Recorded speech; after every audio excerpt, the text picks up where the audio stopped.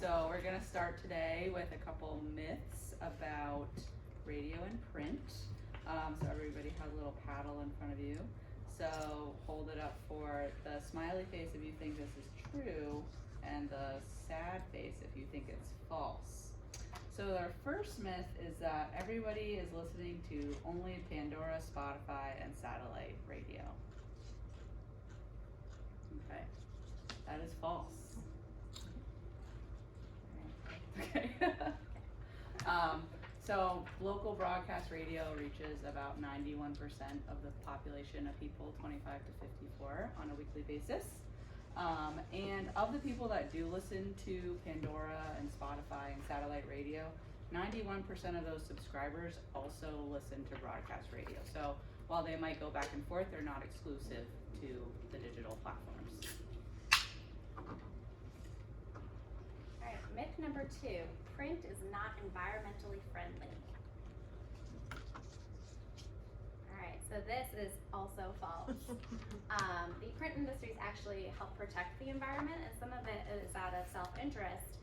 If they are not able to produce paper, then they're out of a job. So paper manufacturers want to be sustainable, and there are actually 20% more trees in the U.S. today than there were 40 years ago, and tree growth is 36% higher than the removal. Paper is biodegradable, renewable, and sustainable, and over 65% of paper that is consumed in the U.S. is actually recovered through recycling versus only like 8% of plastic. So in the world of recycling, it's the most sustainable of them. Okay. Myth number 3, it's hard to track and measure radio's results.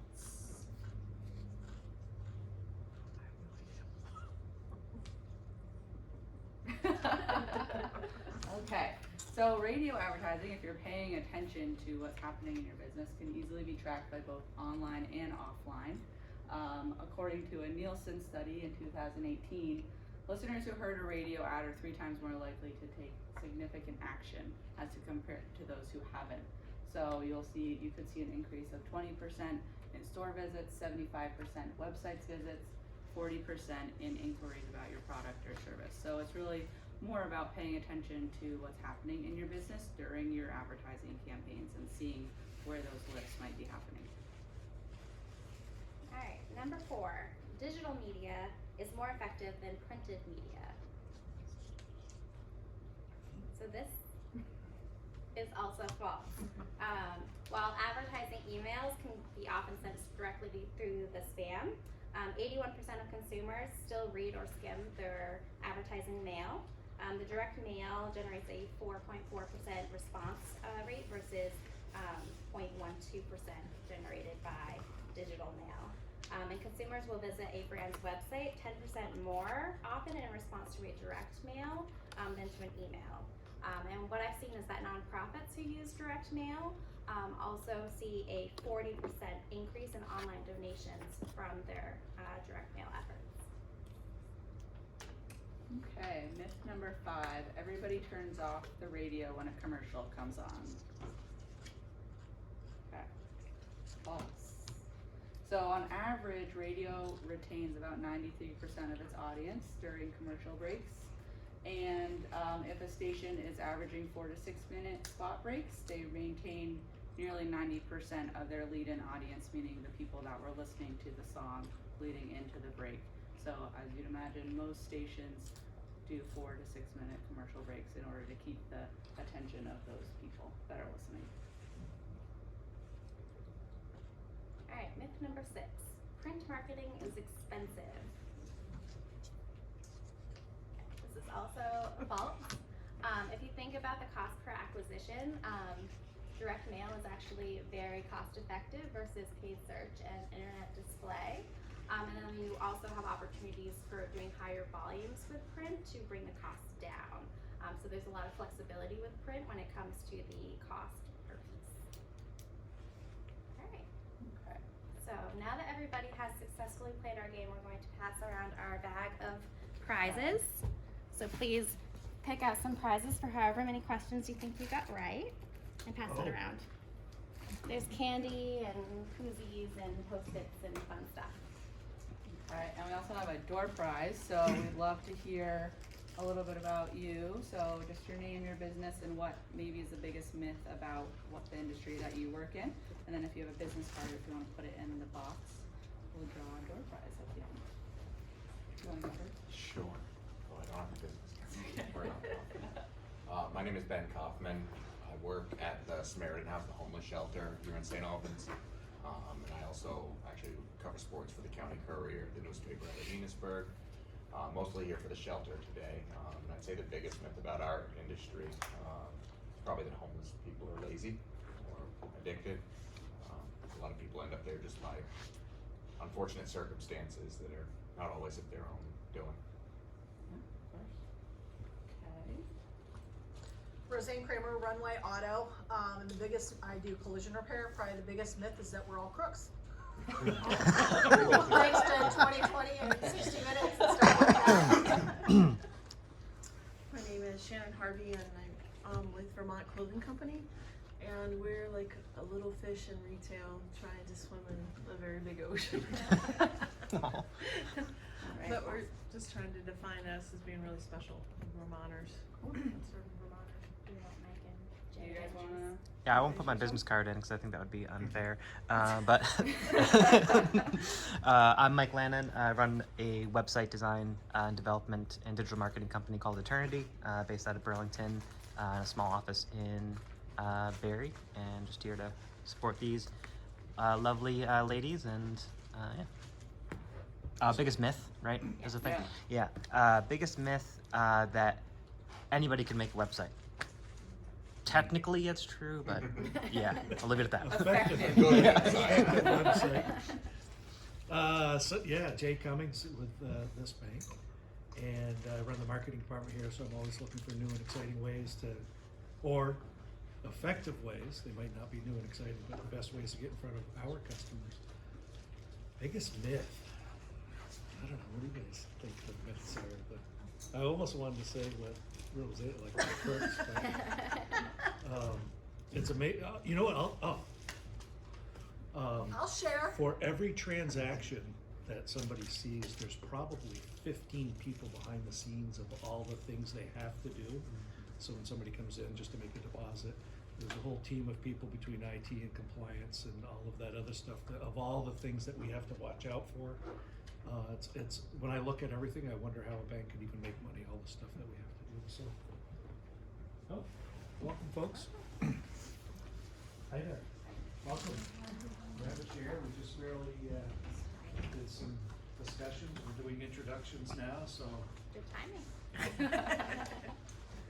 we'll put you right on the spot if you want. And we all went, so It's literally perfect timing. Very exciting. So, well, we've been here the last few weeks. My name is Jill Keefe. My wife, Dr. Mollie Keefe, is a chiropractor in town. We have Back to Health Family Chiropractic. So we've been sort of joining in these meetings the last several weeks, which has been awesome. My wife is feeling under the weather today, so I got to bring our office manager, Nikki, with us. So, and she's like, well, what's the meeting about? And I'm like, well, we'll find out. So we just barely finished clinic, guys, sorry. Yeah, no worries, glad you're here. Sorry, kid. And What would you say is the biggest myth about your industry?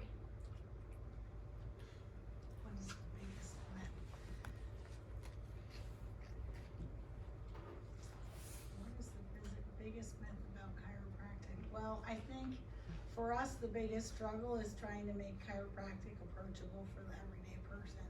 Because what a lot of people know about chiropractic is manual chiropractic, and some people are not really all that fond of that idea.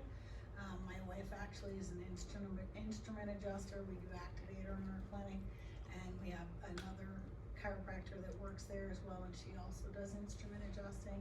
So basically where we've always felt our niche to be was providing that access to chiropractic for people that would never consider seeing a chiropractor and getting adjusted manually was the only way you could do it. So. Thank you. Okay, so we split Yes. this workshop into two parts. So I'm doing radio, Mollie's doing print. So we'll get started. radio. So these are the 5 stations that Hall Communications owns, and I have a little audio clip to kind of run down what they're like for you. 99.9 The Buzz plays modern rock like the Red Hot Chili Peppers, Foo Fighters, Green Day, and Blink-182. The huge Buzz broadcast signal covers from Montreal to Rutland and targets the 18 to 49-year-old, an audience starting a family, buying homes, and making many first-time purchases. They could be making purchases from you. Cool 105 is home to 80s classic hits by Journey, Prince, Hall & Oates, Madonna and Billy Joel, and Elton John. The big hits on Cool 105 is the perfect choice for in-office listening, where your advertising message is heard by many. This 35 to 64-year-old audience leans slightly female, and they make the majority of the buying decisions. For 30 plus years, 106.7 WIZN has played classic rock that really rocks, like AC/DC, Aerosmith, Led Zeppelin, Pink Floyd, and Pearl Jam. It's the music that has stood the test of time and reaches baby boomers, business owners, work sites, lawyers, and those that love the outdoor sports. The Wizards' 25 to 54 adult audience has big-time spending power. WJOY is where you hear the Carpenters, Whitney Houston, Neil Diamond, Frank Sinatra, and the Beatles. If I fell in love with you. Soft classics from the 60s to today. This 55-plus working audience is incredibly loyal and supports all WJOY advertisers. With plenty of discretionary income to spend, why not have them spend it with you? Beautiful, crazy. 98.9 WOKO, the big station, features the biggest variety of country music. Jason Aldean, Reba, Miranda Lambert, Garth, Luke Combs, and Florida Georgia Line are all part of today's WOKO. The listeners are from all demographics and walks of life. They listen for long periods of time, and there's a lot of them. They can be your customers.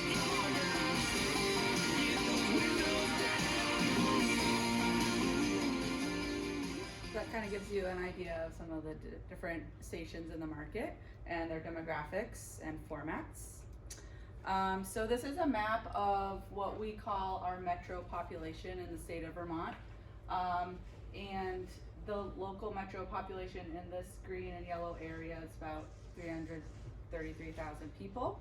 And the Hall stations that you just saw on the last slide reach about over 50% of those people in this area on a weekly basis, reaching about 186,000 people every week. So it's a pretty wide reach. We reach outside of this area also, down kind of to Rutland and over, but this is what we call our main listenership base. Okay. So a good radio campaign and building a good radio campaign, it's not just listing off everything that your business has to offer and throwing it on the airwaves. So when you're developing your radio campaign, you really want to think about who you're trying to talk to, who your target audience is. And as you can see, different radio stations tend to lean towards different demographics of people, whether that be age, gender.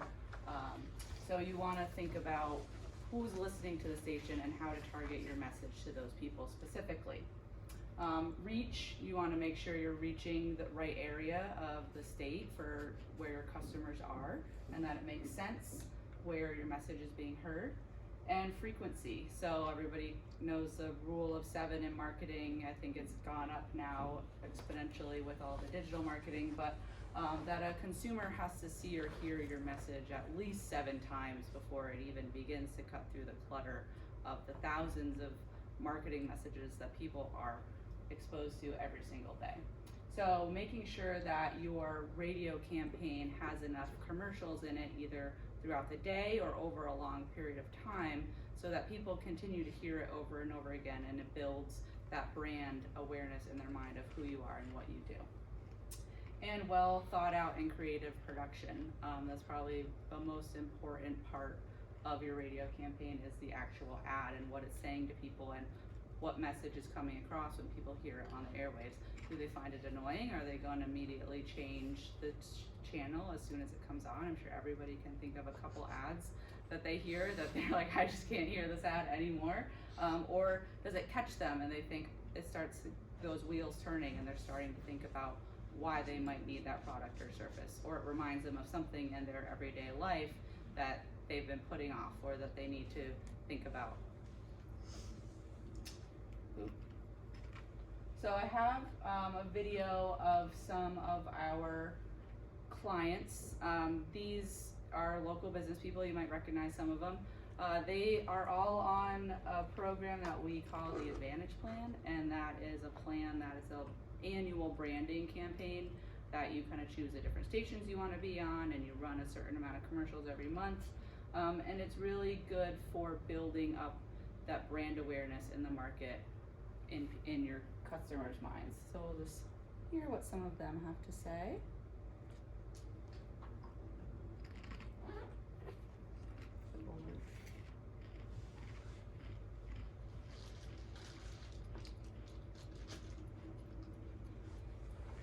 Our customers are listening to your stations, and so we're being heard and they're coming. That's, I don't know why it works, it just does. If you're going to commit to a radio advertising campaign, it really is a good deal. You save a lot of money on the individual ads, and it helps you expose you long term to your customer base. The Advantage Plan works because it's inexpensive. We really believe in advertising. We think that's why we grew so fast. And if it costs less, why would we not want to take advantage of it? It's like having a sale. I believe it's a really good deal because you're on the radio good hours of the day.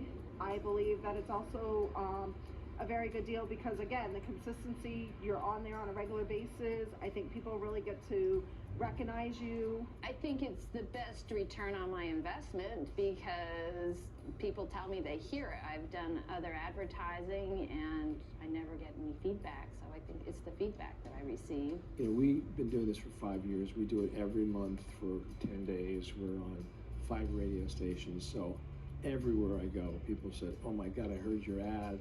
I love your ads. And so it's a long-term brand awareness thing. That's why we renew every year, and it really works. That's the bottom line. It used to be the Burlington Free Press worked. It doesn't. Radio does. And I was surprised by that. When I was first approached about the Advantage Plan, I thought that it was quite pricey. I didn't know much about marketing. I thought that it wasn't going to fit my monthly budget. After about 6 to 8 months into it and people hearing it, then people walking in the door and being able to gauge our traffic coming in by asking our customers, I can't go without it now. We took a break from it, and it didn't work to take that break. And we came back to it, and we noticed, an immediate improvement. So, it was a mistake. We took a break, and that was a mistake. I like that video because it gives some really honest opinions from some of our best customers now, our clients now, about what their hesitations were about getting into radio and what they thought and how they've seen success from it. So when it comes to marketing your business, there's really 3 things that you want to think about: advertising, marketing, and positioning. And at first glance, you might think, well, what's the difference between all of those things? But they are very different, and you might want to focus more on one than the other. So advertising is kind of like your overall, this is what we're doing, this is who we are, this is our sale, to draw attention to your product or service. So it's the physical ad that you put out there, whether it be a flyer or a direct mailer or a radio ad. It's kind of like the overarching thing that you're doing to get your name out there. Marketing, you want to think more about as behind the scenes. Who are you using to take your message to the market? Are you going with radio? Are you doing social, television? What marketing mix makes the most sense for you? And it's different for every type of business. So really looking at what's available in your area and what will make the most sense for you, your business, and your budget also is what you want to think about when you think about marketing and how you're going to get that message out to the consumer.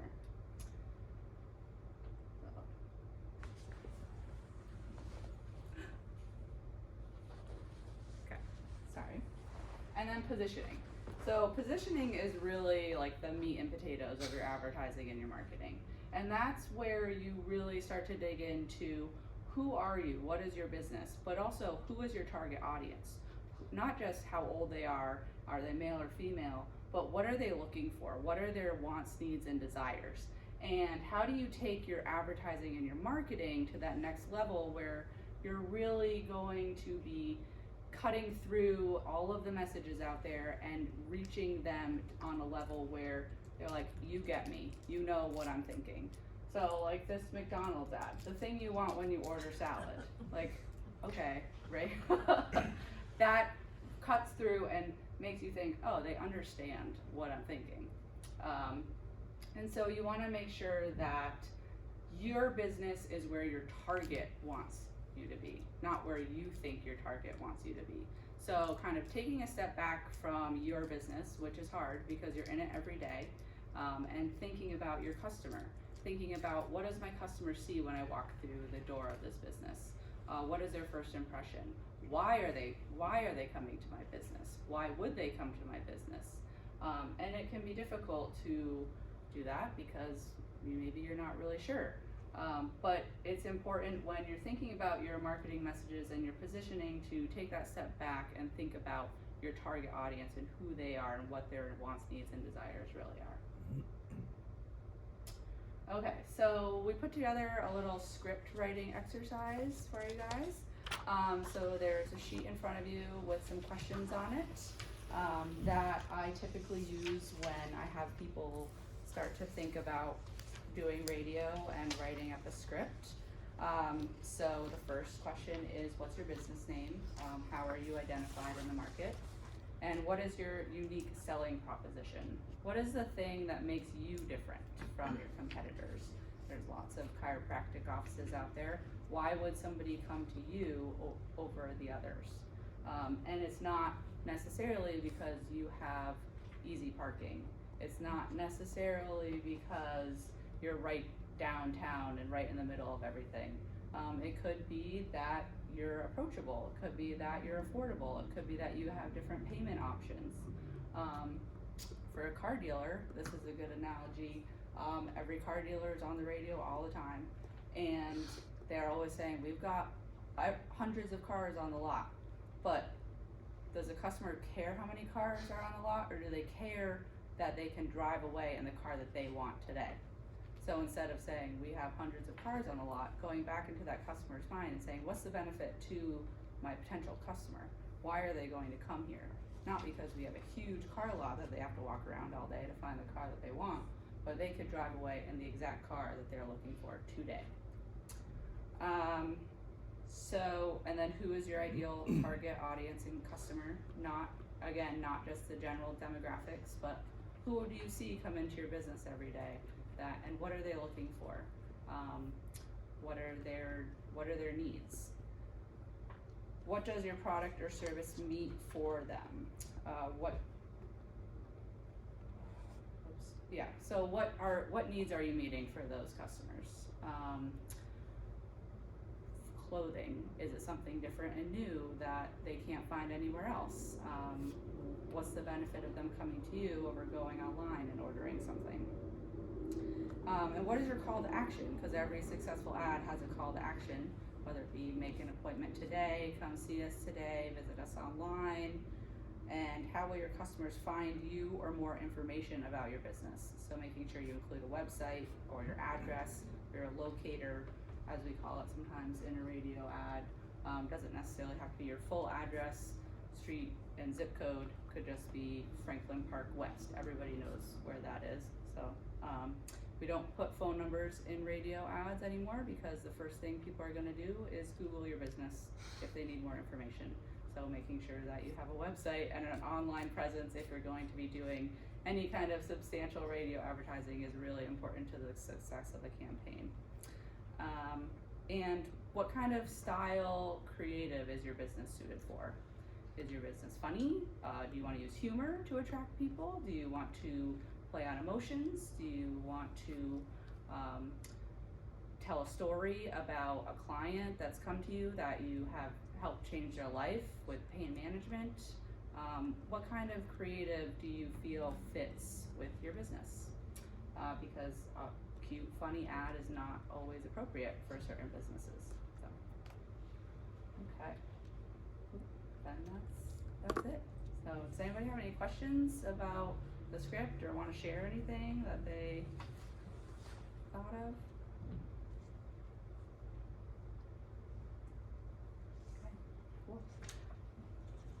If you guys have any questions about radio or writing scripts or anything to do with radio, my cards are out there. I have a question. Okay. How much do you charge for helping to write the scripts and all that stuff? Copywriting and production is always included. That's awesome. So no matter how many edits, no matter how many different voices you want to hear, we'll get out of market voices. We have radio stations that we own in other states, so we have online programs where we can send your script to them and get a different voice that's not always on the air, kind of cut through that clutter again. So yeah, all that stuff is always included. Cool. All right, cool. Wow. Now we're gonna hear about mail, direct mail. All right. So today we're going to focus on direct mail versus EDDM versus door hangers, because they all kind of accomplish the same type of thing as part of your marketing campaign, but they do it in different ways. So direct mail allows you to have specific targeted people, but you need to have a mailing list. So you either have to create one or you have to buy one.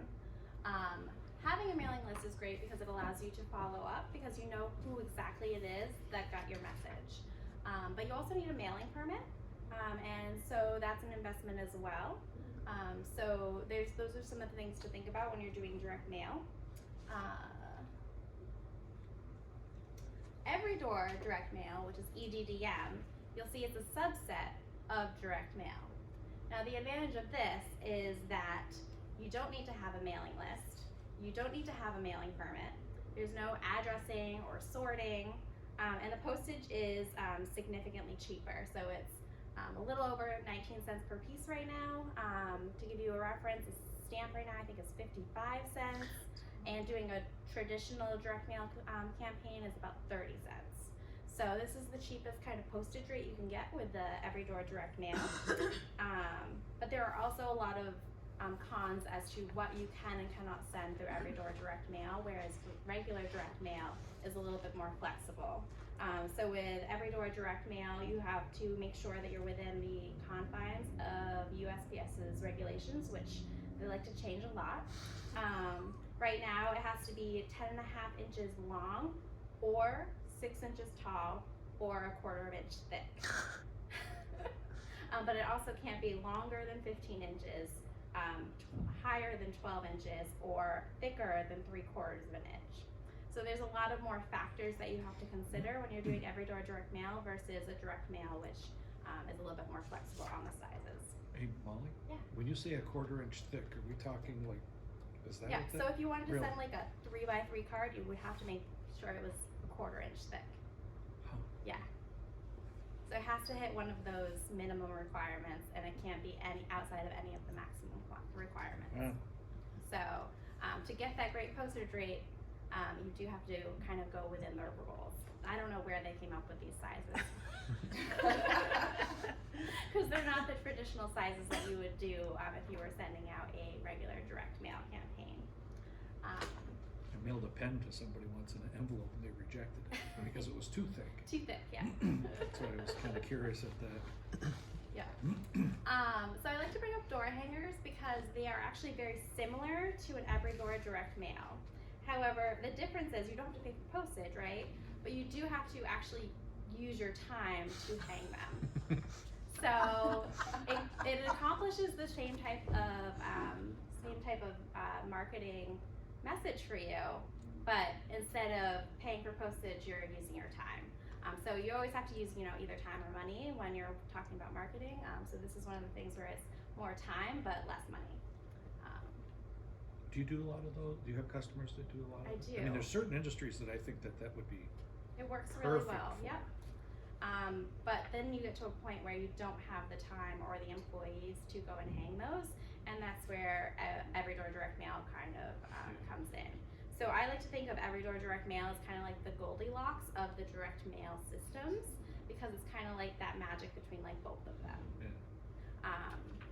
The other nice things about an actual direct mail marketing piece is that it allows just the customers to touch and experience your brand, where they can't do that when they see just a digital ad.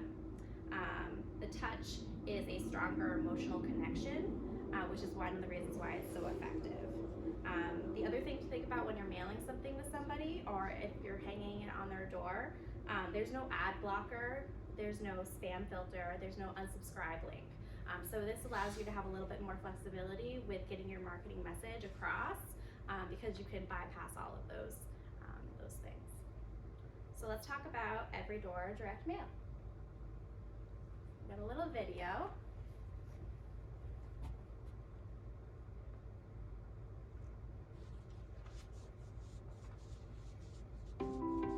It's a lot that goes into running a restaurant. I'm the youngest franchisee in Bocelli Pizza. I opened up my first franchise when I was 21 years old. When I bit into Bocelli's Pizza, I realized, wow, there's another pizza out there that's better than the big name pizza company I used to work for. We get our dough in 3 times a week. We get our tomatoes, our vegetables, everything from local vendors. So when you open your pizza, you say, wow, that is the best pizza I've ever seen. Each individual franchisee is responsible for their marketing. You can't just sit there and wait for customers to come in. You got to go out and grab them. We work with small businesses to print their menus and increase their presence in the marketplace by being able to get into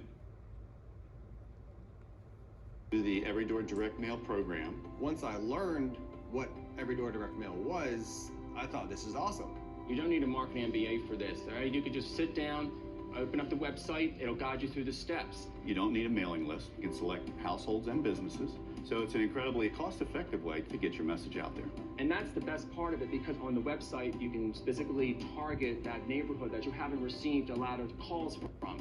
I usually do it every other month. I send out 5,000 menus. And this year versus last year, we are up 22%. We wouldn't be up if we weren't using Every Door direct mail. It takes no time, and it's just a lot cheaper than getting your menu stuffed into magazines and envelopes with a bunch of coupons in it. The Every Door direct mail puts your company right there in the customer's hand.